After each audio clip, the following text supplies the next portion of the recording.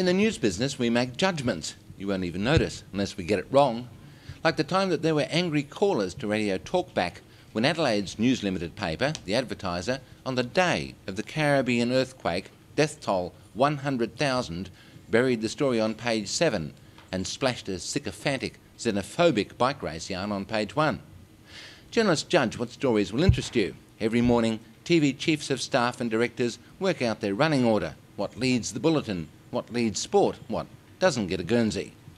Most news directors take their cue from most other news directors. Flick between the stations tonight and you'll see virtually identical stories in the same running order through to the first commercial break. Today's news list, a state government boast that New South Wales will let some water into South Australia. Ran hints there might be some more. If it doesn't, he'll have broken an election hint and not an election promise. The story of the fairy tale prince, the Queen's grandson, on a royal tour of his Australian dominion. That's right up there on pages 1 and 3, with fairy tale photos. A teenager sailing around the world, more evidence of our failed state health system, some victims of happenstance, a car crash or two, a plane out of fuel, a husband and wife drowned, and promising news of a vaccine against malaria, which kills 3 million victims a year, somewhere down the bottom.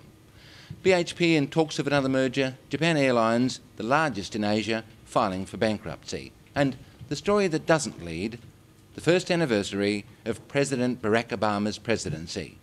This time, a year ago, we reported his inauguration. George Bush had involved us in an illegal war.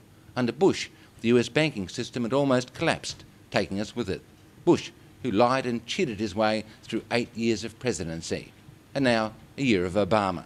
He's made the world less edgy, America more secure. It's no tour down under, but it's not a bad yarn.